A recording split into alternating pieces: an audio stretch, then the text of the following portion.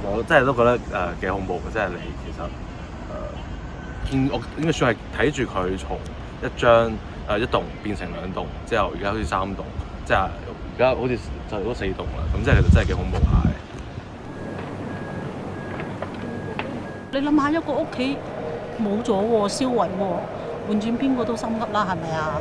感同身受啦，真係好難受㗎。其實個屋企啊咁樣燒咗佢喎，真係形容唔到咯。我諗香港可能開埠以嚟都未試過呢啲咁嘅火喎，呢一下子咁多棟都燒都着晒喎，一下咁樣2棟、3棟、4棟咁全部着晒喎，係咪啊？都好震驚啊！